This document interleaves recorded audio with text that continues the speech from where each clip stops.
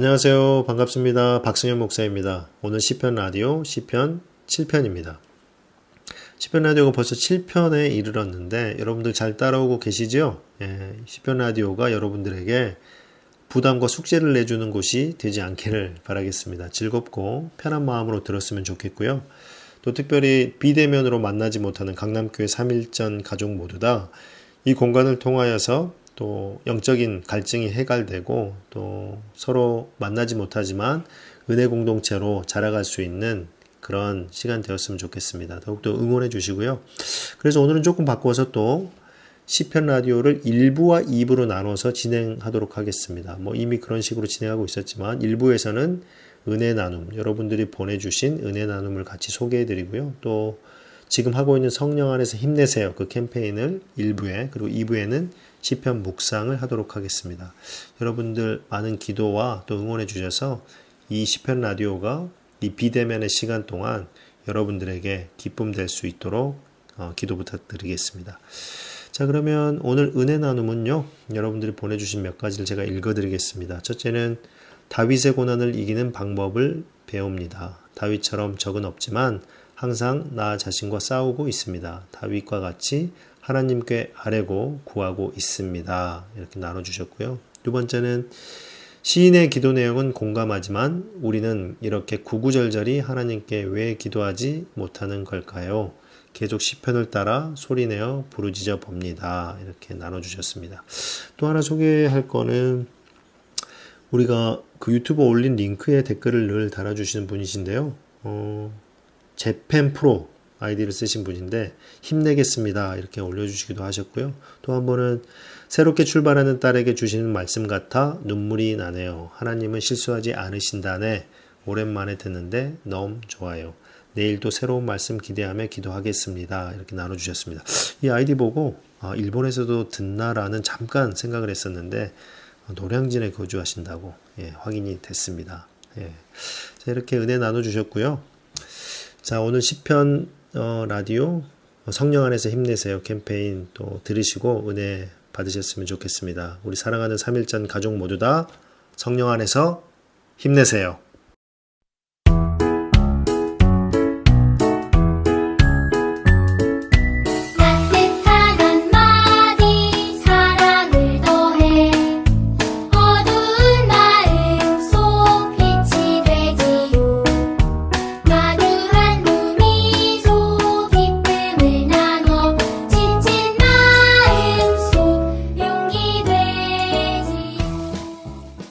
힘내세요. 힘내세요. 힘내세요. 성령 안에서 모두 힘내세요.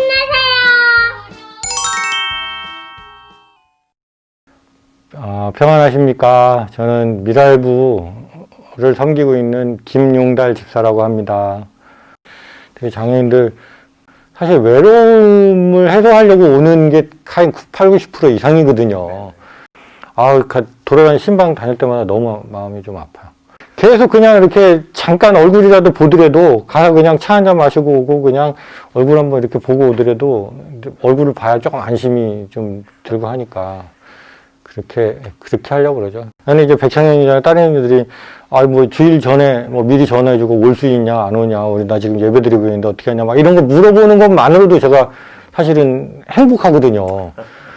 하여튼 그런 게 은혜죠. 저는 제 나름에는 그 힘이 그러게 거기서 에너지를 얻는 것 같아. 지금 이 순간에 이제 비가 와야 이제 비가 어디가 새는지를 안다고 지금 이런 가운데 나 자신의 어느 부분에 이제 부족한 거나 또 채워야 될 것들을 이런 가운데 또 이렇게 깨닫게 해주시는 것 같아요. 그러니까 스스로 조금 이렇게 이제 자신을 돌아보는 어떤 그런 깊은 시간들이 됐으면 하고요. 이제 곧 끝날이라고 믿으니까 끝까지 힘내고 서로를 이렇게 격려하면서 시간을 보냈으면 좋겠다라는 생각은 계속 하고 있습니다. 이제 혼자만의 문제가 아니라 서로 이럴 때일수록 연락하고 서로 격려하고 소통하고 그렇게 해야 될 것 같다는 생각이 듭니다. 제가 듣고 싶은 찬양은 그 시편 63편의 오직 주만이라는 송정미 가수가 부른 노래인데요. 제가 이제 믿음 갖기 전에 형님이 저를 전도를 했는데, 제가 차를 처음에 샀었을 때 형님이 저한테 이제 옛날에 카세트 테이프를 선물해 줬는데, 그게 송정리 씨의 어떤 그 카세트 테이프, 나는 그게 누군지도 모르고 어떤 건지도 모르는데 형님이 그냥 차에다 이렇게 꽂아 놓고 가셨거든요. 그러고 나서 그 차를 사고 폐차할 때까지 그것만 계속 들었던 것 같아요. 다시 듣고 싶습니다. 꼭 듣고 싶습니다. 나의 영혼이 잠잠히 하나님만 바라며 나의 구원이 그에게서 나하는도다.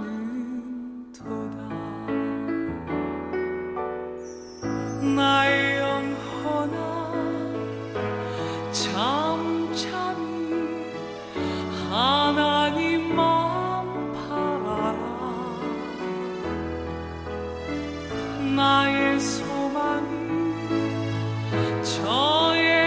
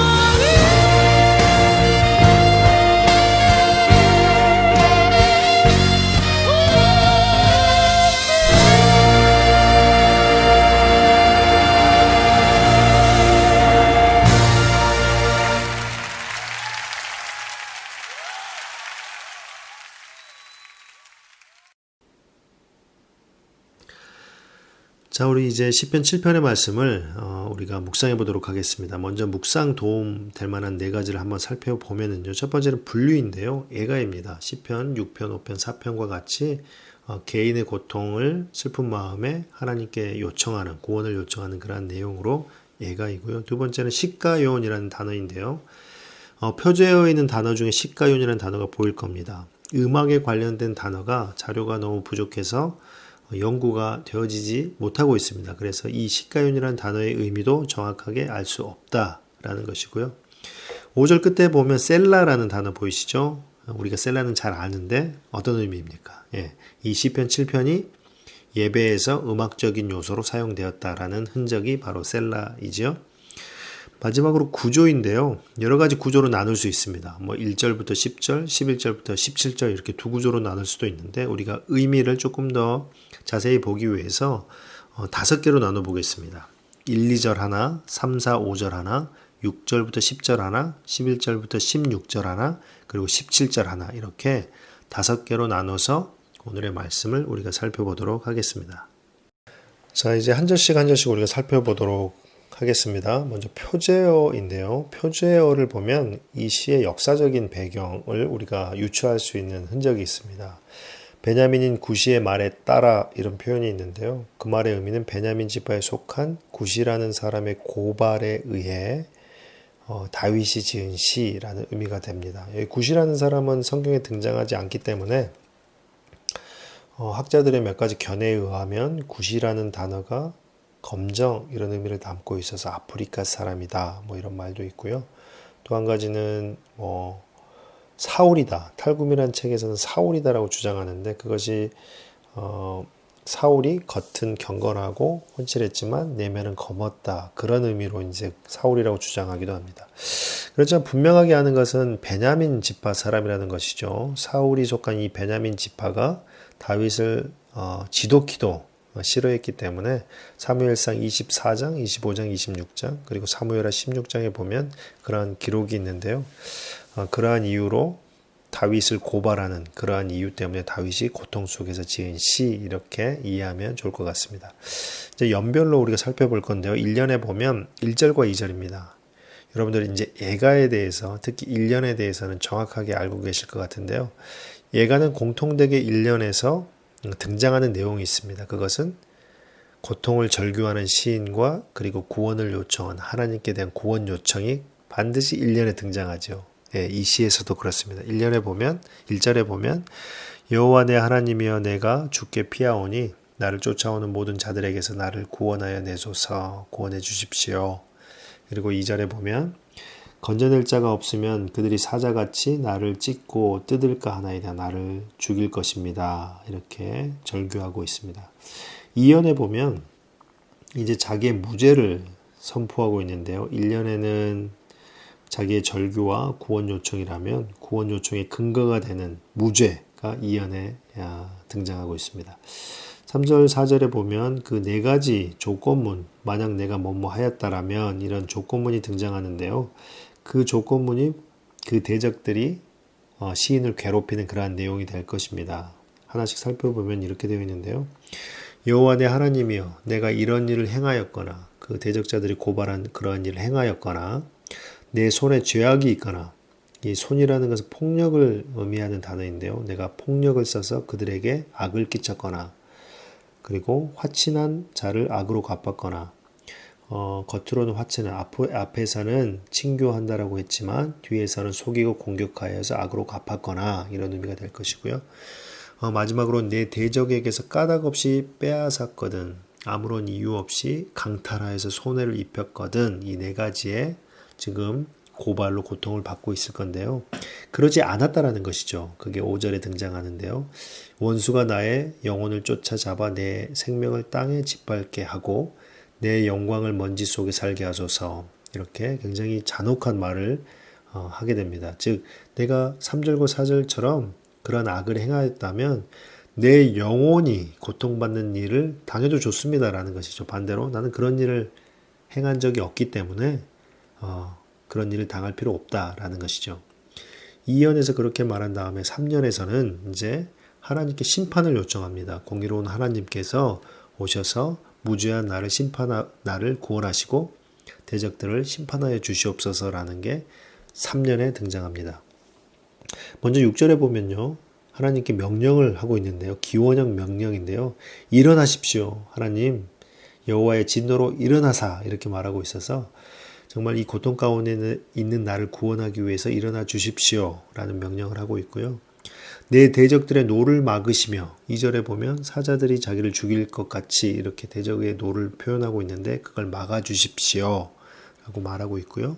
나를 위하여 깨소서 이렇게 말하는데 깨소서라는 것은 전쟁에 대한 용어입니다. 즉 하나님 일어나셔서 전쟁을 준비하시고 나를 위하여 싸울 준비를 해 주십시오 라는 요청이 될 것이고요. 마지막으로는 주께서 심판을 명령하셨나이다. 죄가 없는 나를 위해서는 구원의 심판이고 그리고 대적자, 거짓말한 그 대적자들에게는 심판하는 형벌을 선고하는 그 심판을 하나님이 이미 명령하셨나이다 이렇게 말하고 있는 것이죠. 또 7절에 보면 민족들의 모임이 주를 두르게 하시고 그 위에 높은 자리에 돌아오셔서 이렇게 간청하고 있는데요. 심판해야 될 하나님께서 민족들, 백성들이라는 의미인데 여기서는 대적자들이 될 것입니다. 대적자들의 모임이 주를 이렇게 두르게 하시고 주를 두르게 하시고 이 말은 그 대적자들의 모임 가운데 오시옵소서 이런 의미가 될 것이고요. 그냥 가운데 오는 것이 아니라 그 대적자들을 심판하는 가장 높은 자리로 오시옵소서 돌아오시옵소서 이렇게 말하고 있습니다. 또 8절에 보면요. 여호와께서 만민에게 심판을 행하시오니 여호와여 나의 의와 나의 성실함을 따라 심판하소서. 심판의 근거로 나의 의로움 나는 무죄하다 이렇게 말하고 있는 것이고요. 나의 성실함을 따라 이렇게 말했는데 여기서 성실함이라는 것은 온전함이라는 뜻입니다. 그러니까 내가 어떤 도덕적으로 흠이 없고 무결한 사람이다라는 의미보다는 대적자들이 공격하는 그 네 가지에 대해서 내가 온전하기 때문에 나를 심판해 주시옵소서라고 하나님께 요청하고 있는 것이죠. 좀 더 구체적으로 9절에 말하는데요. 하나님의 판결은 악인의 악을 끊을 것입니다라는 의미가 되는 것이죠. 공의로우신 하나님은 악인의 악을 끊고 의인을 세우시는 심판을 하실 것입니다 라는 기대가 있는 것이고요. 의로우신 하나님이 사람의 마음과 양심을 감찰하시나이다 라고 노래하고 있는데 하나님의 심판이 악인의 악을 끊고 의인을 세우는 심판을 할 수 있는 공의로운 심판을 할 수 있는 이유가 하나님은 마음, 즉 사람의 생각과 양심, 즉 감정을 감찰하시는, 즉 겉이 아닌 중심을 보실 수 있는 분이기 때문에 바른 선포를 심판을 할 수 있을 것이다 라고 말하고 있는 것이죠. 결국은 그러한 하나님의 심판은 10절에 나의 방패라고 표현되면서 마음이 정직한 자를 구원하시는 하나님께 있도다 라고 말하며 하나님의 심판으로 자기의 평안, 얻어질 구원을 이렇게 10절에 노래하고 있습니다. 이제 그 다음으로는요. 사연인데요. 11절부터 16절에 기록되어 있는 것인데요. 여기에서는 이제 의로우신 하나님과 악인의 운명이 기록되어 있습니다. 의로우신 하나님께서 그 심판하실 하나님께서 어떤 일을 하실 것이고 그 하나님의 심판에 의한 악인의 운명이 어떨 것인지 사연에 기록되어 있는데요. 11절에 보면 하나님은 의로우신 재판장이시며 매일 분노하시는 하나님이시로다. 하나님의 의는 늘 은혜, 또 자비하심 이렇게 연결되는데요. 단지 그것만 있는 것이 아니라 하나님의 의로우심은 악한 자들에게는 분노로 등장하는 것이죠. 하나님의 의는 정말 사랑하는 자녀들에게는 정말 사랑으로, 온유함으로, 인내함으로, 그 인애로, 친절함으로, 좋음으로 등장하지만 악인에게는 분노로, 하나님의 분노로 등장하신 하나님이시다. 이렇게 무서운 선포를 하고 있고요. 12절에 이제 그 악인들에 대한 경고인데요. 사람이 회개하지 아니하면 이렇게 말하면서 그가 그의 칼을 가시며 하나님께서 그의 칼을 가신다. 칼을 가신다라는 것은 전쟁을 준비하는 것이죠. 그 대적자를 죽일 사형에 선고할 것을 준비하는 그 모습을 이렇게 표현하고 있습니다. 그리고 그의 활을 이미 당겨 예비하셨도다. 활을 당겼다라는 것은 이제 손만 놓으면 화살이 나가서 그 대적자를 죽일 그런 직전까지 왔다라는 것이죠. 즉 회개하지 않는 악인, 악을 행하고 회개하지 않는 악인이 정말로 안전한 상황이 아니라 죽기 직전의 상황이라는 것을 시인이 노래하고 있는 것입니다. 정말 이 땅에서 악을 행하는 사람들이 그냥 회개하지 않고 있다면 이 회개하지 않음으로 지나가는 것이 아니라 그가 곧 죽기 직전에 하나님의 칼과 활을 마주하고 있다라는 무서운 경고를 여기서 하고 있는 것이죠. 13절에 보면요. 죽일 도구를 또한 예비하시며 그가 만든 화살은 불화살들이로다. 칼과 활을 말했는데 또 죽일 도구를 준비하고 있습니다. 그것은 화살인데 불화살이다라고 말하면서 여기서 불화살이라는 것은 화살과 다르게 더 진멸할 대상들을 완전히 사라지게 하는 어떤 성을 공격했을 때 화살이 아닌 불화살로 공격하여서 성을 완전히 불사르는 그러한 모습을 담고 있는데요. 그 하나님의 진노하심, 의로우신 재판장이신 하나님의 진노는 모든 것을 말살해버리는 악인들의 모든 것을 소멸해버리는 그러한 무서운 진노다, 분노다라는 것을 13절에 노래하고 있습니다.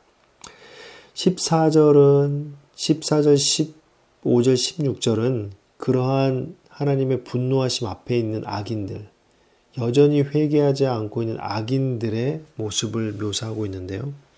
14절에 보면 악인이 죄를 낳으며 재앙을 베어 거짓을 낳았도다 이렇게 묘사하고 있습니다.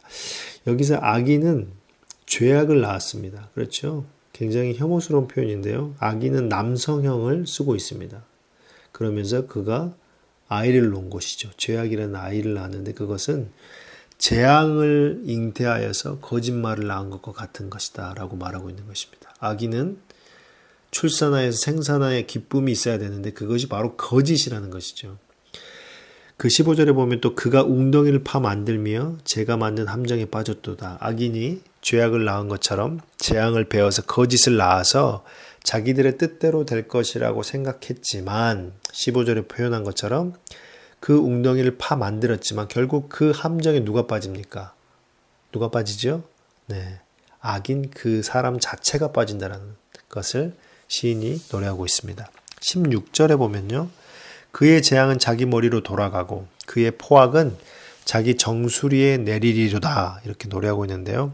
15절에 대한 다른 표현이 되겠죠.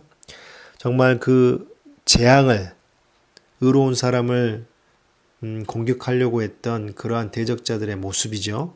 그의 재앙이 자기가 생각했던 대로 거짓을 해서 의로운 사람을 괴롭히려고 했던 대로 그 의로운 사람에게 가는 것이 아니라 악인 그 자신의 머리로 돌아간다라는 것이고 그리고 그러한 포악함은 자기 정수리로 내리리로다 이렇게 표현되어 있는데 이것은 치명적인 이제 그 고통을 당할 것이다. 치명적인 상처를 오히려 악인 자신이 당할 것이다라는 표현이 될 것입니다. 그리고 마지막 연인데요. 5연이고 마지막 절 한 절인데요. 내가 여호와께 그의 의를 따라 감사하며 지존하신 여호와의 이름을 찬양하리로다 이렇게 노래하고 있는데요. 1절과 17절을 한번 비교해 보십시오. 1절, 2절과 17절을 한번 비교해 보십시오. 17절에는 시인이 무엇을 하고 있습니까? 예, 의를 따라 감사하며 하나님께 감사하고 지존하신 여호와 이름을 찬양하리로다 이렇게 말하고 있죠. 하나님께 감사하며 하나님을 찬양합니다. 이렇게 마음의 기쁨과 평안을 노래하고 있습니다. 처음에 그 고통과 절규 속에 있던 시인이 자기의 무죄를 말하고 여호와께 심판을 말하고 그리고 하나님과 그리고 악인의 모습을 노래하는 중에 참되신 하나님의 그 성품에 따라 구원에 대한 확신에 따라 17절에 하나님을 감사하고 하나님을 찬양하는 그러한 모습이 시편 7편에 기록되어 있는 것이죠. 시편 7편 말씀을 다시 한번 정리하면요. 시편 7편에서 시인은 사람들과의 관계, 인간관계에 있어서 철저하게 고통받고 있었습니다. 악인들의 악의적인 거짓말과 괴롭힘에 의해서 절규할 수밖에 없는 상황이었음에도 불구하고 시인이 했던 것은 무엇입니까? 여호와 하나님께 자기의 결백을 주장하고 여호와 하나님께 도움의 손길, 구원의 손길을 요청했고요. 결국은 그러한 과정 가운데 악인이 했던 모든 것은 결국 악인에게로 돌아간다라는 깨달음을 얻고 17절 마지막에는 하나님께 감사하고 찬양했던 신앙의 본래의 모습, 마음의 평안을 얻는 모습을 우리가 볼 수가 있었습니다. 자, 우리 사랑하는 3.1전 가족 여러분 어떻습니까? 시편 7편 말씀을 통하여서 여러분의 각자의 삶에서 얻어야 될 교훈 그리고 은혜 풍성하게 맛보았습니까? 7편에서 그리고 6편, 5편, 4편에서 계속 보여주는 것이 시인은 끊임없이 인간 관계에 의해서 고통받고 있다는 것입니다. 정말 악인들에 의해서 악의적으로 고통받고 있어서 절규할 수밖에 없는 모습을 보게 되는데요. 어떻게 보면 이것은 참 괴롭고 슬픈 일인 것 같습니다. 우리가 사람을 만날 때 정말로 기대하고 소망하고 또 사랑하고 이렇게 살아가야 되는데 시인이 보여주는 것은 인간 관계에서 너무나 괴로워하는 그러한 시인의 모습을 보게 되는데요. 우리의 삶에서도 그러한 문제가 여전히 많이 발생하고 있음을 보기 때문에 이 시가 멀리 있지 않고 우리의 삶 가운데 가까이 있는 것 같습니다. 그런데 꼭 기억해야 될 것이 있습니다. 오늘 말씀을 통해서 반드시 기억해야 될 것은 그러한 인간 관계에서 고통받고 있을지라도 우리가 반드시 우리의 시선을 어디에 두어야 하느냐 하는 것이죠.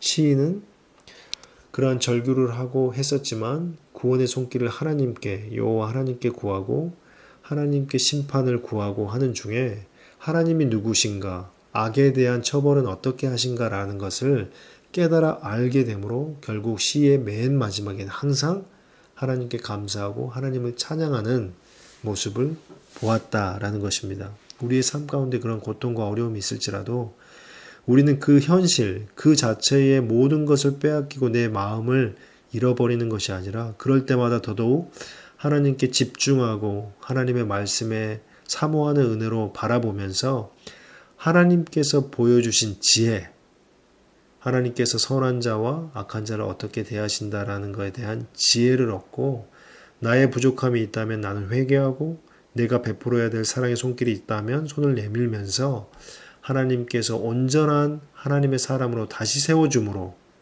하나님께 감사하고 하나님을 찬양하는 우리가 되고 우리의 마음 그렇게 지켜야 할 것입니다.